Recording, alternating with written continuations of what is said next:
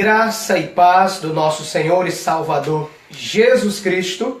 Eu sou o pastor Fledson Alves, pastor da igreja Viva em Graça, Ministério em Graça, localizado na rua Barão do Rio Branco, 2145, centro de Fortaleza, estado do Ceará, nordeste do Brasil. E é sempre um privilégio, todos os dias, às 22 horas, estar ao vivo com você, para meditar, para crescer na graça e no conhecimento, para estudar com você a graça de Deus, para podermos compartilhar sobre temas do Evangelho, temas que estão envolvidos às insondáveis riquezas de Cristo, falar do novo pacto, da nova aliança, de uma só fé, de um só Deus, de um só Espírito, de salvação eterna, falar de temas que nos faz crescer na graça e no conhecimento e alimenta o nosso espírito, renova a nossa mente, temas no que diz respeito à graça de Deus. Então, muito bem-vindos sejam todos. Hoje continuaremos com o tema Uma Igreja Modelo, parte 3. O que é uma igreja modelo? Quais as características de uma igreja modelo? Como procede a membresia de uma igreja modelo? Nós já vimos que a igreja de Corinto não é modelo. Partidarismo, manifestação carnal, não sabiam fazer a ceia, não sabiam lidar com os dons espirituais, faltava amor, tinham dúvidas a respeito de casamentos, irmãos levavam outros a juízo. Então essa igreja não serve como modelo. As igrejas da Galácia também não servem como modelo para nós, porque eles retrocediam. Eles misturavam graça com lei, judaísmo com cristianismo, queriam circuncidar prepúcio, queriam voltar à lei mosaica, queriam se justificar por obras. Não serve como modelo. Paulo pegou muito duro, exortou bastante essa igreja, a tal ponto dele dizer em Gálatas capítulo 1, versículo 6 em diante, que alguns estavam perturbando e querendo perverter o evangelho de Cristo, querendo levar eles a outro evangelho, qual não é outro, mas que alguém estava pervertendo. E Paulo vai dizer, mas se nós mesmos, ou um anjo vindo do céu, anunciar o evangelho que vai além do que temos pregado, seja anátema, seja maldito.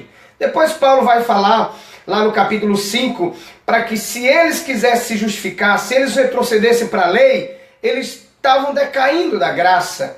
E aí, o apóstolo Paulo vai falar em Gálatas 4,19, meus filhinhos, por quem de novo sofro as dores de parto, até Cristo ser formado em vós. Porque Paulo não queria formar neles judaísmo. Não era a intenção de Paulo formar neles Moisés, lei, judaísmo, obras mortas, circuncisão de prepúcios, jejuns, sacrifícios de obras mortas. Não. A intenção de Paulo era gerar nos crentes da Galácia Cristo. O Cristo glorificado, o Cristo excitado, a salvação por graça, a fé que é dom. Era isso que o apóstolo Paulo estava tentando formar nesta igreja, que muitas vezes retrocedia, muitas vezes decaía da graça, muitas vezes queriam voltar aos princípios de lei mosaica. Agora, nós temos estudado a igreja de Tessalônica, que nós já falamos aqui que é uma igreja que foi fundada na segunda viagem missionária de Paulo, por volta do ano 51 depois de Cristo. É uma igreja que abraçou o evangelho, uma igreja que, apesar dos irmãos serem novos convertidos, já aparentavam a maturidade pelo posicionamento que eles tinham. Era uma igreja em que Paulo teve que sair de Tessalônica porque estava sendo perseguido, foi praticamente expulso, depois foi para Beré, de Beré foi para Atenas, mas mandou Timóteo ver como estava a fé dos irmãos.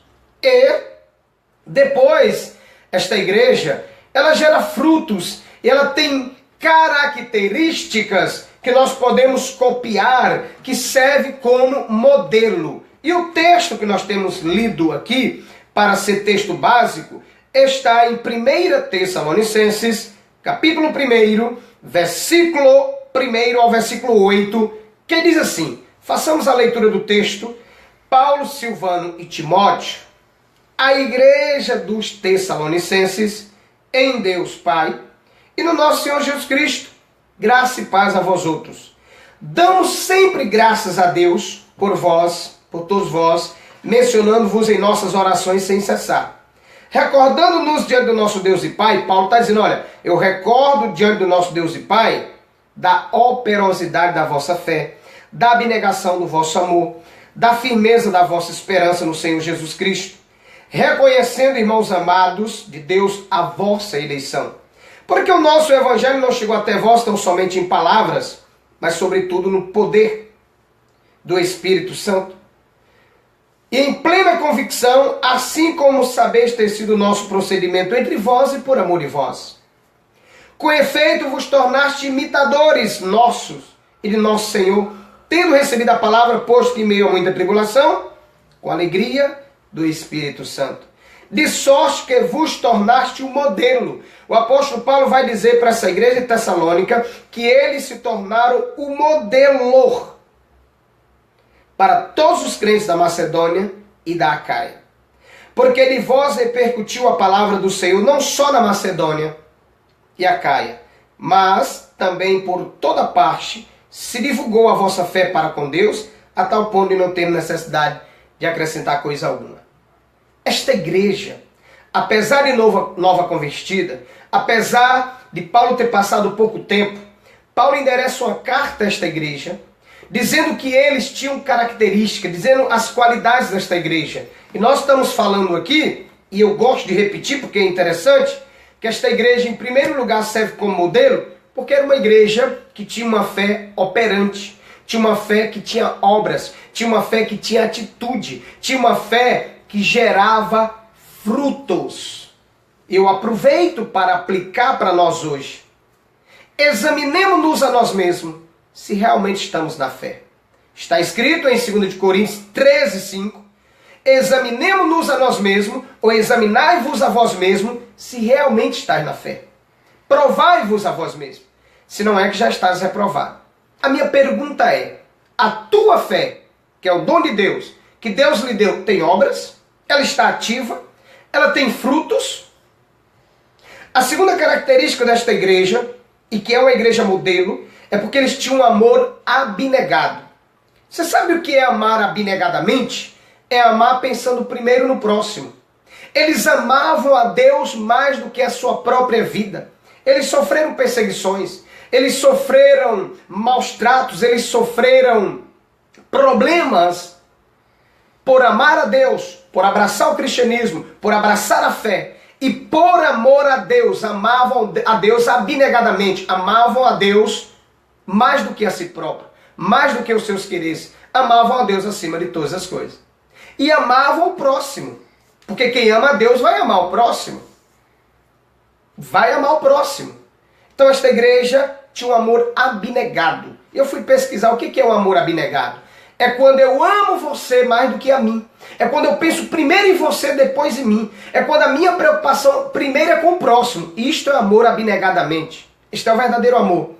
Como eles amavam a Deus e amavam o próximo. Segunda característica desta igreja, que é modelo, era a esperança firme que eles tinham em Jesus. Mesmo em meio à tribulação, mesmo em meio a perseguições, mesmo enfrentando dificuldades, eles estavam firmes, convictos, esperando o Senhor que iria voltar, ou que vai voltar para buscá-los. Esperança no Senhor. Não era em homens, era no Senhor. Firmeza de esperança. Perfeito. Quarta característica desta igreja, que é uma igreja modelo, eles reconheciam a eleição deles. Eu te pergunto, você reconhece que é um eleito? Você sabe o que é eleição? Você sabe quem é o autor da eleição? Quando falamos de eleição, falamos de escolha. E a escolha não aconteceu na terra, aconteceu nos céus.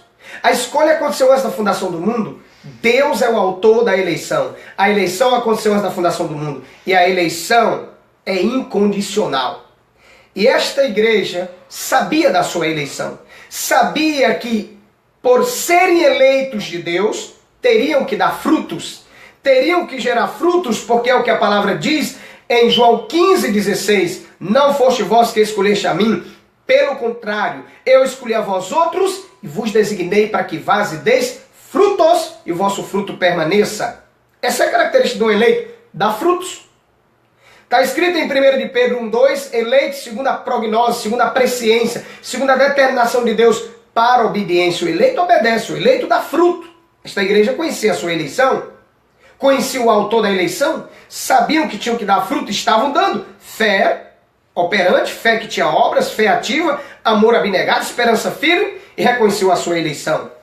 Nós podemos, numa quarta característica de uma igreja modelo, eles receberam o evangelho não como palavra de homens, mas como palavra de Deus. Não como simplesmente palavras persuasivas de homens, mas como o evangelho sendo o poder de Deus.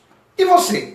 O evangelho que você conhece divulga um Deus poderoso? Anuncia um Deus soberano, onipotente, onisciente, onipresente? Um Deus que consumou uma obra na cruz? Um Deus que está no controle? Ou você está ouvindo, entre aspas, alguma coisa que se diz que é o evangelho, que tributa poder ao homem, que tributa poder ao diabo, que fala de uma guerra espiritual que não existe, de Deus entre o diabo e anjos bons com anjos maus? Isso é uma heresia, isso é uma mentira, isso é um dualismo herético e que não existe. O evangelho anuncia as insondáveis riquezas de Cristo. O evangelho anuncia o poder de Deus. É como Paulo vai dizer em Romanos 1,16, não me envergonho do evangelho, porque é o poder de Deus para a salvação. Então, esta igreja recebeu o evangelho como poder de Deus. Em sexto lugar, nesse texto que nós lemos, vai falar que eles se tornaram imitadores de Paulo, de Timóteo e de Jesus Cristo. Por que que eles tinham que imitar Paulo e Timóteo? Porque Paulo e Timóteo imitavam a Cristo. Eu vou falar amanhã que Paulo vai falar pelo menos 4 ou 5 vezes nas epístolas, imite a mim porque eu imito a Cristo. Imite a mim porque eu imito a Cristo. A pergunta que eu quero fazer para nós, para você, para mim, para nós mesmos é: você pode dizer isso para a sua família, para a sua esposa, para o seu esposo, para os seus filhos, para os seus colegas de trabalho, na faculdade? Imite a mim porque eu imito a Cristo. Meus amados eleitos santos do Senhor, sobre nós pesa uma responsabilidade muito grande: ser imitadores de Cristo. Ser imitadores de Paulo, como ele imitou a Cristo, 1 Coríntios 11:1. E tantos outros textos eu poderia citar aqui, que Paulo vai dizer: imite a mim, porque eu imito a Cristo. Será que nós podemos dizer isso hoje? Será, meus amados? Desculpem. Será que nós podemos dizer isso hoje? Será que nós somos exemplos e imitadores para que nossos familiares imitem a Cristo olhando para o nosso exemplo? Esta igreja sim, está no versículo 6. A sétima característica desta igreja, e por isso ela era uma igreja modelo, eles se tornaram modelo para todos os cristãos da Macedônia e Acaia. Amados, modelo, exemplo. Ah, como isto está escasso na igreja de Jesus. Como há uma necessidade de líderes que sejam exemplo e modelo, de obreiros que sejam exemplo e modelo, de cristãos que sejam exemplo e modelo para esta sociedade. Você ser exemplo e modelo para as pessoas do seu bairro, para os seus familiares, no trabalho, na faculdade, ser exemplo, exalar o bom perfume de Cristo, ser exemplo, ser modelo. Os crentes da igreja de Tessalônica eram modelo para os crentes da Macedônia e de toda a Acaia. Esta é a sétima característica desta igreja. Oitava característica desta igreja de Tessalônica vai aparecer, meus amados. A palavra de Deus e a fé deles repercutiu. A característica desta igreja, porque ela é modelo, porque esses irmãos tinham uma fé e receberam a palavra de uma maneira que isso repercutiu. A fé que você tem, o cristianismo que você vive, o Cristo que você conhece, tem repercutido? É divulgado a respeito da sua fé? O seu exemplo tem inspirado a outros? Meus amados, eu abro um parênteses para dizer uma coisa. nós vemos uma crise na igreja brasileira e, por que não dizer, mundial. Onde líderes, ovelhas, obreiros, quando deveriam ser modelo, quando deveria repercutir a fé, têm envergonhado Jesus. Têm envergonhado o evangelho. Têm tomado atitudes que não procedem de cristão. Não tem fruto de eleito. Não tem uma fé ativa. Isso é uma vergonha. Mas eu creio que o Espírito de Deus está a nos exortar, nos despertar para viver uma fé ativa, uma fé que tem obras, uma fé que tem frutos, para viver um amor abnegado, uma esperança firme, reconhecendo a eleição, recebendo o Evangelho como palavra e poder de Deus, sendo exemplo, sendo modelo, e a nossa fé, que é dom de Deus, repercutir. A palavra repercutir. O texto vai dizer, versículo 8 do texto nós lemos, porque de vós repercutiu a palavra do Senhor, não só na Macedônia e Acaia, mas por toda parte se divulgou a vossa fé para com Deus, a tal ponto de não ter necessidade de acrescentar coisa alguma. Eu quero concluir dizendo o seguinte, meu amado. Nós temos que viver uma fé operante, uma fé que tem frutos, uma fé que tem obras. Nós temos que viver um amor abnegado, amar a Deus acima de todas as coisas. Jesus vai dizer, aquele que não deixar pai, não deixar mãe, não deixar filho, não deixar esposa, por amor de mim, não é digno de mim. Eu me lembro de uma parábola, se não me falha a memória, está em Mateus 22, que Jesus prepara um banquete. Que um senhor prepara um banquete e manda chamar os convidados. E alguns dizem, eu não posso ir porque eu vou cuidar de um campo que eu comprei. Eu não posso ir porque eu vou sair de lua de mel que eu me casei. Eu não posso ir porque eu comprei uma junta de bois. Você pode me perguntar, pastor, onde é que está o erro em comprar um campo, um terreno, comprar uma junta de bois, casar, sair de lua de mel? Em lugar nenhum. O problema é que para aquele povo Deus não era prioridade. O reino não era prioridade. Eu pergunto para você, meu amado. Eu pergunto para você, abençoada. Jesus é prioridade na sua vida? O reino de Deus é prioridade na sua vida? Fica a pergunta. O que você tem renunciado para poder servir a Deus? Ou você é só mais um que faz parte de uma estatística de 50 milhões de cristãos neste país que não impacta nada, que não é exemplo de nada, que não é modelo de nada, que se divulga muito escândalo. Eu creio que o Senhor Jesus vai fazer um avivamento na sua igreja. Um avivamento que se vive uma fé que tenha obras. Um avivamento que se vive um amor abnegado.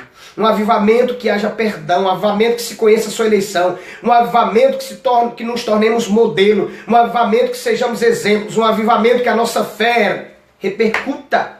Que a palavra se propague. Esse é o verdadeiro avivamento. Não é grita, grita, pula, pula, quebra a cadeira, dá tapa na mão dos outros, vira Buda canaço, chuta banco. Isso não é avivamento, isso é bagunça no culto. Com todo respeito aos pentecostais. Meu amado, pensemos, analisemos-nos, examinemos-nos a nós mesmos. Que tipo de modelo nós somos? Que exemplo temos nos tornado? Que fé temos praticado? Que amor temos vivido?